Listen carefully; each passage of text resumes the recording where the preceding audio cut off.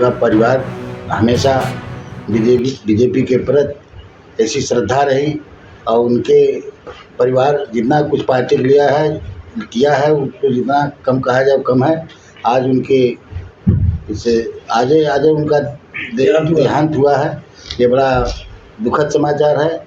हम उनको नमन करते हैं और आखिरी प्रणाम देते हैं और उनका परिवार सदैव पार्टी के प्रति हमेशा काम अच्छा किया है और जितना प्रशंसा की जाए वह कम है और वह परिवार हमेशा संघ से जुड़ा रहा, अटल जी के साथ काम किए हैं और उनकी हम लोगों से ज़्यादा सहभागिता एक पार्टी दल में रही है और उनसे बड़ी अपेक्षाएं की है। उसके लिए क्या संदेश देना चाहेंगे आवाम को?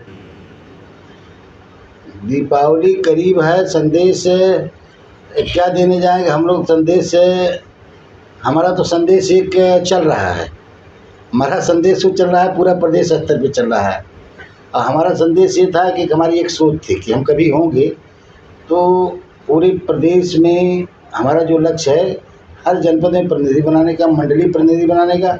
तो कुछ लोग पूछे आप ये बना क्यों रहे हैं?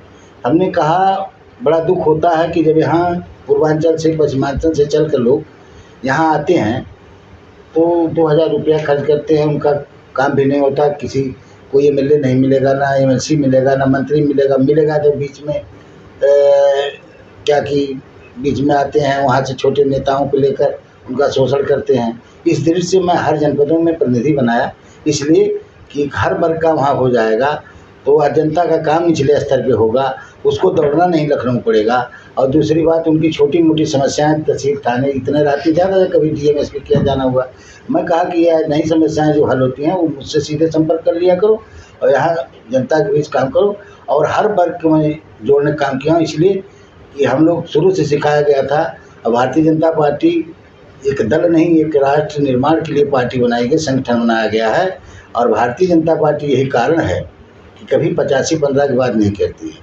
मैं अपने भाषण में कहा था अटल जी के सामने आडवाणी के कि 85 में पैदा हूँ, 15 भी मेरे साथ है। भारतीय जनता पार्टी सबकी बात करती है। अगर 85-15 की बात करती साथ अटल बिहारी वाजपेयी 5% ब्राह्मण प्रधानमंत्री नहीं हो पाता, कल्याण से 1% लोग मुख्यमंत्री नहीं हो पाते।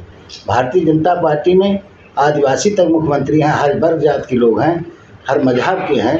ये पार्टी नहीं एक बल्कि दर्शन है जिसमें हर जात हर वर्ग का समावेश। दलितों के जो है कई सम्मेलन करने जा रही बीजेपी और जो है ये ऐसा नहीं, आप ये गलत सोचे। आज तक दलित की सरकार नहीं, मायावती सरकार रही। बाबा साहब का धार्मिक स्थल 5 धर्म स्थली मोदी जी ने बनवाया है, जहाँ वहाँ शिक्षा लिए हैं, जहाँ पढ़े हैं। 5 जगह ऐसे स्थानों को उन्होंने उनका निर्माण कराया है। या कोई छिपी हुई बात नहीं, इसको आप नेट से देख सकते हैं। भारतीय जनता पार्टी ने जो किया है राष्ट्र निर्माण के लिए जो किए हैं उनके लिए कर रही है और भारतीय जनता पार्टी जो कुछ काम कर रही है राष्ट्र निर्माण के लिए, चाहे अटल जी रहे हों, चाहे मोदी जी रहे हों, चाहे योगी जी रहे हों। तो बता दीजिए किसी परिवार को या किसी को अपने परिवार या सगे संबंधी को बनाए हों। ये इस तरह आप लोगों को लगता है कि भारतीय जनता पार्टी के अटल बिहारी वाजपेयी के भाई भतीजा को बनाए, मोदी जी किसी भाई भतीजा को कोई पद दिए, योगी जी दिए। हाँ और लोग भाई मेहनत किए, किसी के लड़के तो हो गए हों तो अलग बात। यानी कि आपको ये लगता है कि विपक्ष जो है परिवारवाद करता है मगर बीजेपी परिवारवाद नहीं कर रही है? ये हमारे निगाह तो नहीं। अगर कोई हमारा भी लड़का है, कई बार मेरे जिले के लोग कहे इसको ही बना दे, हम कहे अगर काम करता है बनाना नहीं मत बनाना, हमारे कहने पर काम करे तो बनाना नहीं मत बनाना। सर एक बहुत अहम सवाल ये है कि नेता का बेटा तो नहीं बन रहा है, क्या कारण है? अरे किसान का बेटा मुख्यमंत्री नहीं बनता है, मुलायम किसानों के बेटा थे, नहीं क्यों कह रहे हैं कि नहीं बनता? अब की बात कर रहे हैं? अरे आपकी नहीं, अब आपकी तो हमारा लड़का कुछ नहीं है। हम 35 साल में कुछ नहीं बनाए, 40 वर्ष हम झेले, ये जरूरी नहीं। अगर काम जो करेगा, जिसकी जो लाइन रहेगी, अगर कर्मठता है, जनता के बीच हुआ है, उसकी लोकप्रियता तो बनेगा। अगर जनता के बीच लोकप्रियता नहीं, आज राम नरेंद्र जी मुख्यमंत्री रहे, हमारे बगल के रहे, एक लोकप्रियता उनकी थी कि हर जगह उनकी चर्चा होती थी। आज उनके ना रहने से उनके परिवार में कोई तरह की नहीं है, क्यों ऐसा कह रहे हैं? आज जो अयोध्या में कैबिनेट की बैठक की गई है, बैठक के बाद अभी उसके बाद कोई यहाँ भी आ गए, कैबिनेट की बैठक वहाँ की गई है, कैसे देखते हैं सर इसको? ऐसा है, अब यह कैबिनेट की बैठक जो वहाँ हुई है वह तो भाई अब मामला पार्टी का है और उसको पार्टी ने किया किस उद्देश्य से किया है, कोई उनका अच्छे उद्देश्य होगा चाहे जिस तरह का उद्देश्य होगा, या धार्मिक उद्देश्य होगा, या वोट की राजनीति का उद्देश्य होगा, कोई उद्देश्य तो होगा। वो पार्टी की इंटरनल बात हम तो नहीं बता सकते हैं ना। तो दीपावली के लिए जनता से क्या कहना चाहेंगे, कैसे? अरे दीपावली के लिए हम लोग शुभकामना देंगे और क्या जनता को कहेंगे, हैं? और 4-5 जिलों में मंडली भी कर दी है। ये नई जो आपने किया है नया काम है कि मतलब हर जिले में प्रति इसके पीछे नया काम ये होता है, हम इसलिए किए हैं कि कोई जरूरी नहीं हम नेता हैं तो हम ही नेता रहे, हमारे पीछे टहलने लोग, ज़्यादा से ज़्यादा लोग ज़मीनी स्तर पर जोड़ने का काम करें, नेता के ऊपर न डिपेंड रहें कि भाई नेता हमारा हर काम करेगा। अगर हम उस बता दीजिए।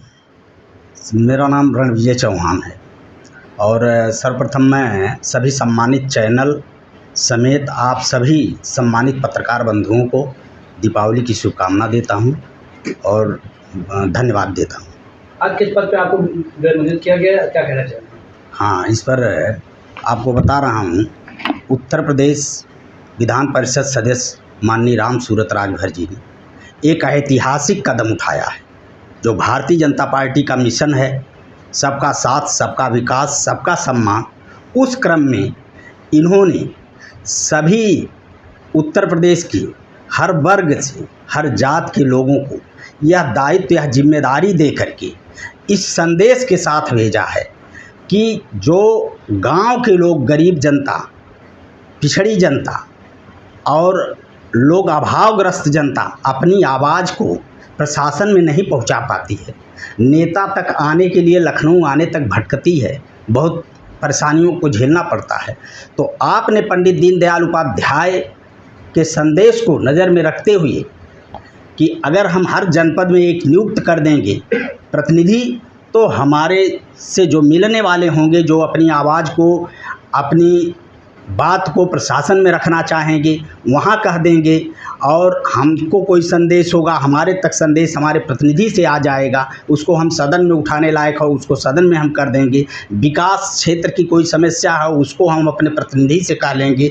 तो इन सब विषय को लेकर के आपने एक बहुत बड़ा ऐतिहासिक काम किया है। मैं आपको भी इस दीपावली के शुभ अवसर पर कोट कोट प्रणाम करते हुए, और आप जैसे विधान परिषद सदस्य आने वाले दिनों में आवें ताकि जनता के हर दुख दर्द की बात को सुन सकें और उसको आभास कर सकें कि ये दुखी हैं। जगह प्रतिनिधि आपको नियुक्त किया? हमको अयोध्या जनपद का नियुक्त किए हैं और अयोध्या में हम निष्ठा ईमानदारी के साथ जनता की बात को सुनेंगे और प्रशासन की बात प्रशासन में पहुंचाएंगे, जो बात शासन की होगी आप तक पहुंचाएंगे। Thank you.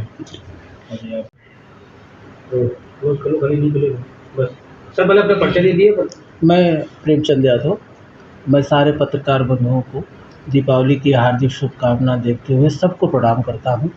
मुझे अयोध्या मंडल का प्रतिनिधि माननीय MLC साहब ने बनाया है।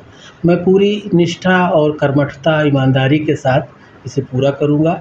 जो दबे कुचले, दलित, शोषित लोग, जिन्हें लखनऊ आने में प्रॉब्लम होती है, जिनके पास इतना पैसा नहीं कि अपनी पीड़ा को यहाँ आके बताएं, मैं दिन रात वहाँ अनवरत सेवा करके उनके संदेश को, उनकी आवाज़ को यहाँ पहुँचाऊँगा। Thank you. मेरा नाम विपुल सिंह है और शुरू से ही हम लोग भारतीय जनता पार्टी से जुड़े हैं और नेताजी के साथ काम कर रहे हैं। पिछले लगभग 20 से 22 वर्ष हो गए और आज इन्होंने एक जिम्मेदारी दिया है लखनऊ मंडल का अपना प्रतिनिधि बनाकर। पहले तो मैं इनको ये विश्वास दिलाना चाहता हूँ कि इनके जो अपने ऊपर विश्वास किए हैं हम लोगों के ऊपर, जो एक जिम्मेदारी दिए हैं, उसको हम लोग पूरी निष्ठा और ईमानदारी से निभाने की कोशिश करेंगे। राजनीति का बहुत बड़ा जो है भार होता है। नेताजी के साथ हम लोग पिछले 20-22 वर्षों से हैं, हमेशा से जुल्म के खिलाफ और दबे कुचले लोगों की लड़ाई लड़ते रहे हैं और आगे भी लड़ते रहेंगे और हम लोग इनके साथ कंधा से कंधा मिला के चल रहे हैं। और एक मैं लखनऊ में रहता हूँ, इसलिए एक अलग से इन्होंने जिम्मेदारी दिया है और उसको भी पूरी ईमानदारी से निभाया जाएगा। शुक्रिया आपको।